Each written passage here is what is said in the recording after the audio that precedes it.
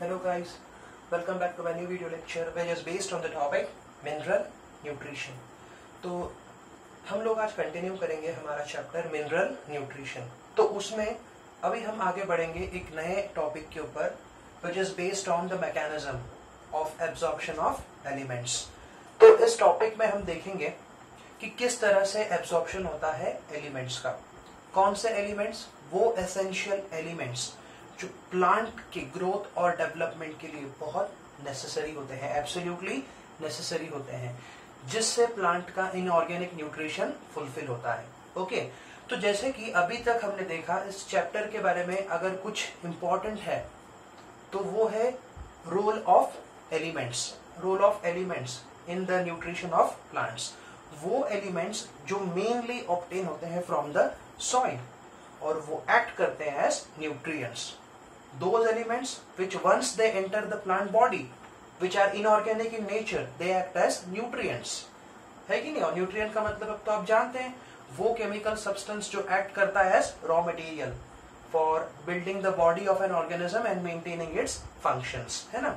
तो देखिए, हम जानते हैं इस चैप्टर से हमने देख लिया है कि 17 एलिमेंट्स ऐसे होते हैं जो एब्सोल्युटली नेसेसरी होते हैं, जिनका कोई ना कोई प्लांट बॉडी में स्ट्रक्चरल या फिजियोलॉजिकल रोल होता है, जिनके बिना प्लांट का लाइफ साइकिल कंटिन्यू नहीं हो सकता, कंप्लीट नहीं हो सकता, है ना। तो उन एसेंशियल एलिमेंट्स की बात करें हम लोग तो 9th है macronutrients required in huge quantities, 8th है micronutrients required in low quantities, है ना। अब देखिए, ये जो टॉपिक है, this topic mainly focuses on the absorption of mineral elements. हम लोग इस टॉपिक में नहीं डिस्कस कर रहे किनके एब्जॉर्प्शन के बारे में, नॉन मिनरल एलिमेंट्स के बारे में। और नॉन मिनरल एलिमेंट्स कौन कौन से होते हैं? नॉन मिनरल एलिमेंट्स तो 3 होते हैं, ये carbon, hydrogen and oxygen. So out of the 17 essential elements, ये बात तो पक्की है, carbon, hydrogen, oxygen are categorized as macronutrients. ये नॉन मिनरल कंसिडर किए जाते हैं, they are non mineral elements. Reason because they are not obtain from the soil. ये सॉइल से ऑब्टेन नहीं होते हैं प्लांट्स को। कार्बन कहां से ऑब्टेन होता है? कार्बन डाइऑक्साइड से। कहां से? एटमॉस्फेयर या फिर एयर से। हाइड्रोजन कहां से ऑब्टेन होता है? वाटर से। आसानी से अवेलेबल होता है हाइड्रोजन फ्रॉम वाटर, न कि कहां से? सॉइल से। ऑक्सीजन, ऑक्सीजन अवेलेबल होता है प्लांट्स को कहां से? एटमॉस्फेयर से, O2, है ना। तो देखिए, as well as from the water. तो 3 जो है ये 17 में से ये 3 को कंसिडर किया जाता है as non mineral elements. Reason, they are not obtain from the soil mainly. Usually ये मतलब इनके अपटेक के लिए प्लांट बॉडी को सॉइल के ऊपर डिपेंड नहीं होना पड़ता है। अब ये मत समझना कि बिल्कुल भी अपटेक नहीं होता है, होता है, बट प्लांट बॉडी को डिपेंड नहीं होना पड़ता। कौन से सोर्स के ऊपर? सॉइल सोर्स के ऊपर। इनके अपटेक के लिए प्लांट बॉडी को डिपेंड नहीं होना पड़ता है सॉइल के ऊपर, क्योंकि ये अदर सोर्सेस से अवेलेबल होते हैं आसानी से। तो फिर किनके एब्जॉर्प्शन सॉइल से होता है? वो जो रिमेनिंग 14 एसेंशियल एलिमेंट्स हैं जो कैटेगराइज्ड है मैक्रो एंड माइक्रो न्यूट्रिएंट्स में, तो उनका अपटेक होता है from the soil. Okay, clear. तो हम किनके बारे में डिस्कस करेंगे? हम आज स्ट्रिक्टली बात करेंगे एब्जॉर्प्शन और uptake of mineral elements, those which are obtain from the soil. Okay,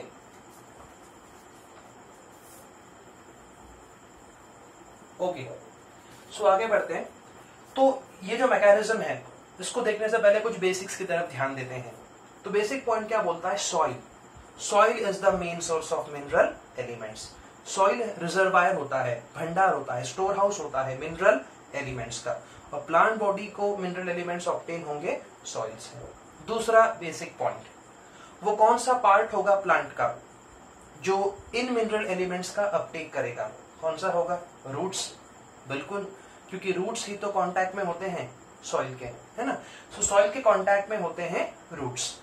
और नेक्स्ट बेसिक बात, रूट्स का वो कौन सा पार्ट होता है जो बहुत एक्टिवली इन्वॉल्व होता है अपटेक या एब्जॉर्प्शन ऑफ मिनरल एलिमेंट्स में? तो वो होता है रूट हेयर रीजन।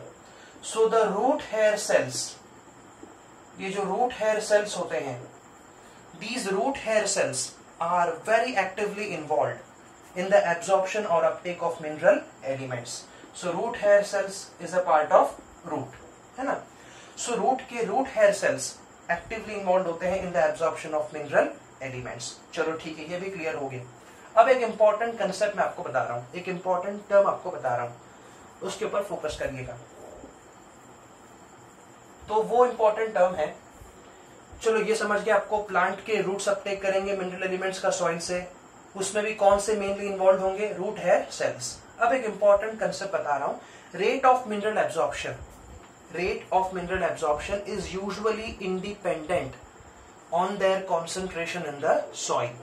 क्या मैंने बोला, ये जो रेट होता है मिनरल एब्जॉर्प्शन का, ये यूजुअली इंडिपेंडेंट होता है किस बात के ऊपर, on their concentration in the soil. इस बात का मतलब क्या है, रेट ऑफ मिनरल एब्जॉर्प्शन, हमने बोला rate of mineral absorption is usually independent. Usually क्या होता है, इंडिपेंडेंट होता है किसके ऊपर, कि उनका कितना कॉन्सेंट्रेशन है सॉइल में। क्यों ऐसा बोला, क्या मतलब है इस बात का, उसको समझते हैं, क्योंकि ये जो पॉइंट है ये स्टेटमेंट्स की फॉर्म में यहां से क्वेश्चंस बन सकते हैं। आपको बोला जा सकता है आइडेंटिफाई करिए करेक्ट स्टेटमेंट्स को, या फिर आइडेंटिफाई करिए, डिटरमाइन करिए कौन सा स्टेटमेंट फॉल्स है या रॉन्ग है।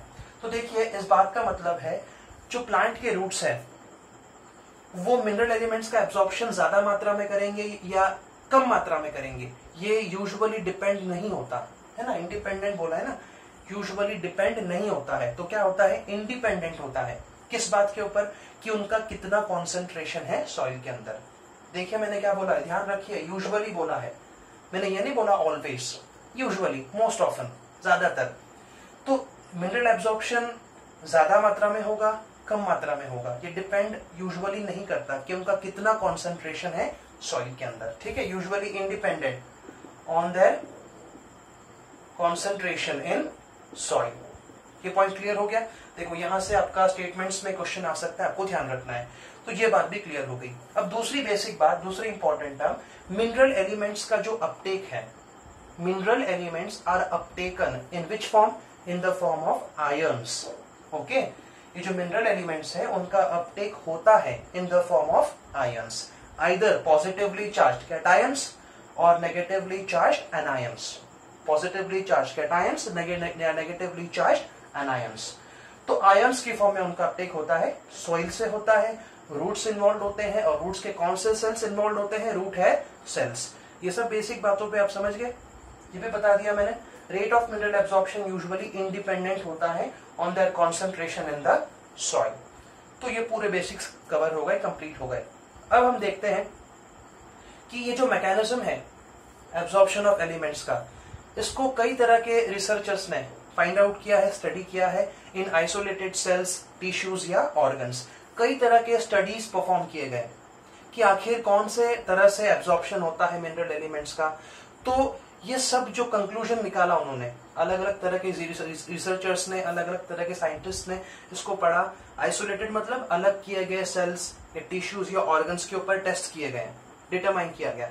तो उन्होंने एक्सप्लेनेशन को दिया इस तरह से, उन्होंने कंक्लूजन बताया कि ये जो मैकेनिज्म है, ये मैकेनिज्म डिस्टिंग्विश होता है दो फेजेस के अंदर। It is distinguished into two phases. So this mechanism is divided, is distinguished into two phases. तो हम बोल सकते हैं कि जो मिनरल एलिमेंट्स का एब्जॉर्प्शन है ये दो फेजेस में कंप्लीट होता है। जो पहला फेज होगा, जो फर्स्ट फेज होगा, वो एक होगा, सेकेंड फेज, दूसरा फेज, वो एक अलग फेज होगा। तो इन दो फेजेस को नाम ही ऐसा दिया गया है, फर्स्ट फेज, सेकेंड फेज। समझ गए, मैकेनिज्म जो है वो डिवाइड हो रहा है दो फेजेस में, उनको नामकरण, उनका नाम कैसा दिया गया, first phase and second phase. Okay,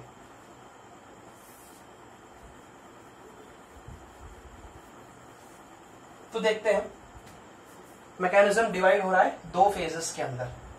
सो पहला कौन सा है, first phase, this is the first phase, उसको नाम ही फर्स्ट फेज दिया है। नेक्स्ट इसको बोला गया second phase. Okay, phase, okay, first phase and second phase. First phase को बोला जाता है initial phase. Okay, this is termed as initial phase. Initial मतलब शुरुआत वाला फेज। ये पहला फेज होगा in the absorption of mineral elements. ये सेकेंड फेज को बोला जाता है metabolic phase. This is termed as metabolic phase. First phase and second phase इस तरह से डिस्टिंग्विश किया गया।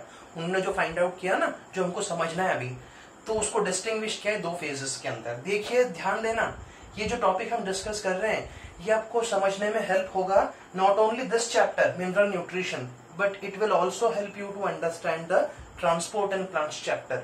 तो ये टॉपिक और आने वाले एक दो टॉपिक्स ये लिंक करते हैं दोनों चैप्टर्स को, transport and plants and mineral nutrition. ठीक है ना, ध्यान देना अच्छे से। फर्स्ट फेज में क्या होता है पहले वो समझते हैं, ये शुरुआत वाला फेज है। देखिए इसमें क्या होता है, ये फेज में रैपिड अपटेक होता है मिनरल एलिमेंट्स का। किस फॉर्म में? आयंस की फॉर्म में। So in this phase there is a rapid uptake of ions from soil into the root region. और रूट रीजन है मतलब किससे बना होगा वो रीजन? ऑफ कोर्स सेल से बना होगा, है ना। तो इस फेज को देखा गया कि इस फेज में रैपिड मूवमेंट होता है। Okay, this is involving the rapid movement of ions. Rapid का मतलब फास्ट। सो बहुत स्पीड से आयंस मूव करते हैं। कहां से कहां पर? सॉइल से रूट रीजन में। और देखा जाता है कि आखिर वो रूट रीजन में कहां तक आएंगे? वो रूट रीजन में आउटर स्पेस तक आते हैं, आउटर स्पेस या फिर free space. So this rapid movement of ions is up to where? कहां तक? Up to the outer space और फ्री स्पेस। तो ये आउटर स्पेस और फ्री स्पेस में आकर के इनका समावेश होता है, पे जमा हो जाते हैं, एक्यूमुलेट हो जाते हैं। इस आउटर स्पेस या फ्री स्पेस को टेक्निकल टर्म अगर देना चाहते हैं हम, तो वो देना चाहेंगे apoplast.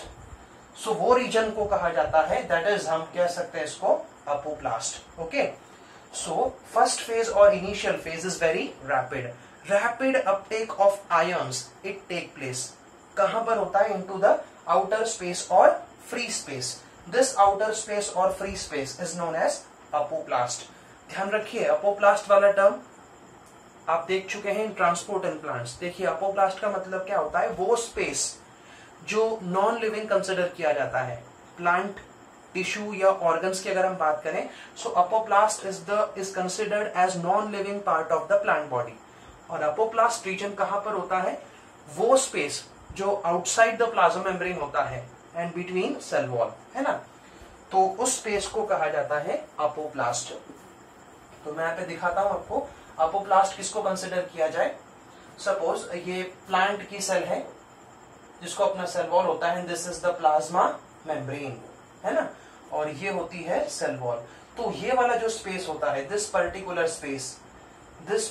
Space we can term it as apoplast, है ना। तो ये तो नॉन लिविंग पार्ट होता है cell wall, it is not living. Apoplast में मूवमेंट होता है किसका? रैपिड मूवमेंट होता है आयंस का। ओके, और तो और एक और जगह को आप अपोप्लास्ट कंसिडर कर सकते हैं। तो ये तो बिल्कुल सही है, ये अपोप्लास्ट रीजन है। One more region can be considered as apoplast, which is that region? Intercellular spaces. जो दो सेल्स के बीच में स्पेस होता है ना, उसको भी अपोप्लास्ट कंसिडर किया जाता है। ठीक है, तो देखिए फर्स्ट फेज में क्या क्या हुआ, इतना ही है। फर्स्ट फेज क्या हुआ? रैपिड अपटेक हुआ सॉइल सोल्यूशन से। सॉइल में जो सोल्यूशन होता है, रूट्स में अपटेक हुआ आयन से बहुत स्पीड से, रैपिडली। कहां पर? इनटू द आउटर स्पेस और फ्री स्पेस, जिसको बोला अपन ने अपोप्लास्ट।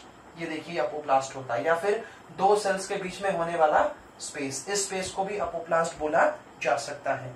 तो यहाँ पे ये रैपिड तरह से अपटेक हुआ आयंस का।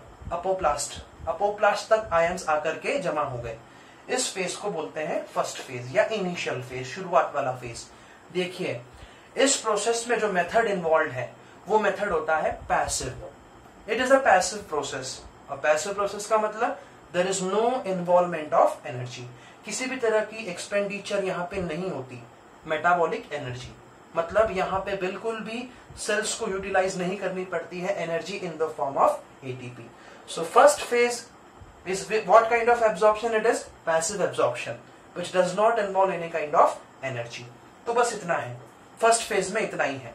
Okay, do not gate confused, क्योंकि कई तरह के कंफ्यूजन होते हैं स्टूडेंट्स को, इसीलिए मैं चाहता हूं कि कोई कंफ्यूजन ना हो। तो फर्स्ट फेज में इतना ही हुआ, रैपिड अपटेक हुआ, अपोप्लास्ट तक ही हुआ मूवमेंट, अभी तक आयंस नहीं एंटर किए। कहां पर? सिम्प्लास्ट। सिम्प्लास्ट का मतलब living part of the cell. ये प्रोटोप्लाज्मिक कंटेंट जो होता है ना सेल का, उसको कहते हैं सिम्प्लास्ट।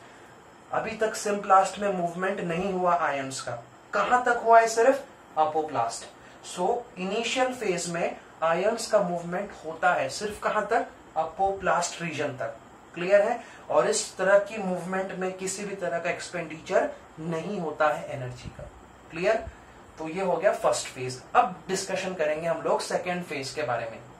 सेकेंड फेज, क्या लगता है आपको सेकेंड फेज में क्या होगा? अरे बहुत सिंपल है। अब ये जो आयंस है ये अपोप्लास्ट से मूव करेंगे टुवर्ड्स द सिम्प्लास्ट। और सिम्प्लास्ट का मतलब क्या है? सिम्प्लास्ट का मतलब होता है living part of the cell which includes the protoplasm of the cell. तो let us discuss now about the second phase, जिसको कहा जाता है metabolic phase.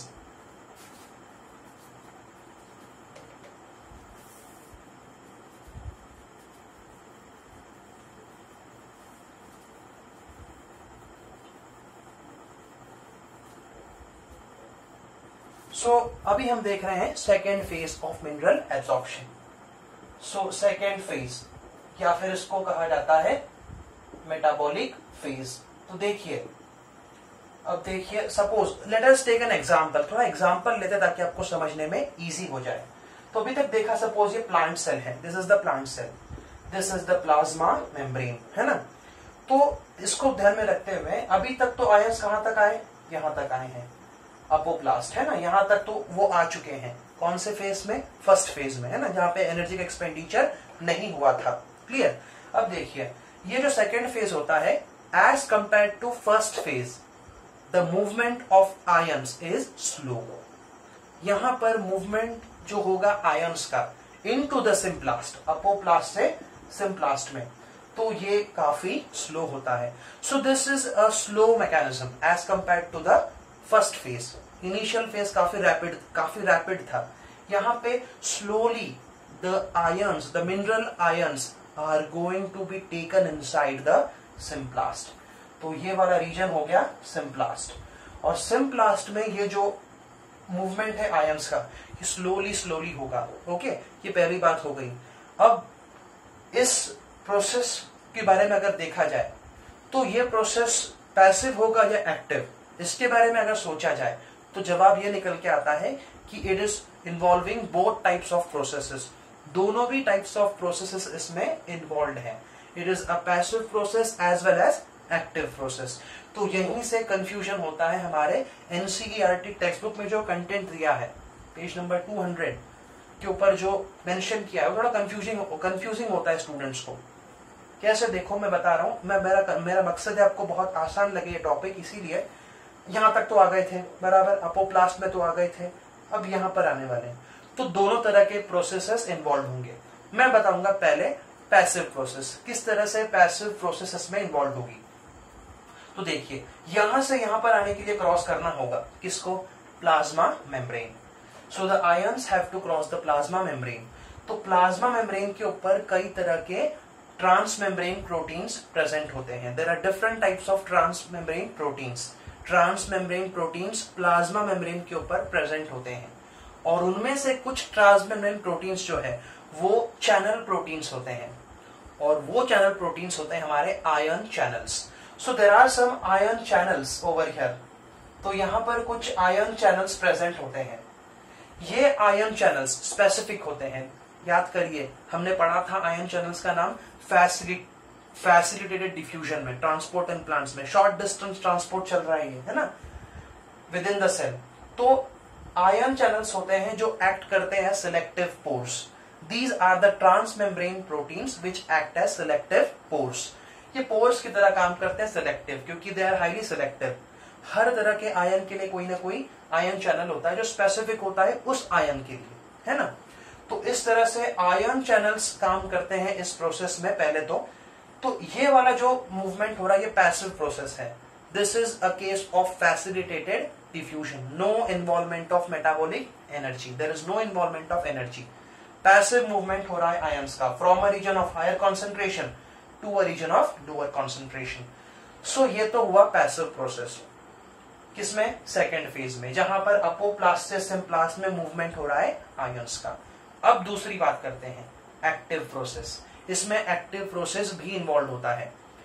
मेनली देखा जाता है कि सेकेंड फेज में जो ज्यादातर प्रोसेस इन्वॉल्व होता है वो एक्टिव प्रोसेस इन्वॉल्व होता है। ओके, क्या मैंने बोला, सेकेंड फेज का मकसद क्या है, सेकेंड फेज का मकसद है मूवमेंट होना आयंस का अपोप्लास्ट से सिम्प्लास्ट में। दोनों तरह के मैकेनिज्म्स इन्वॉल्व हैं।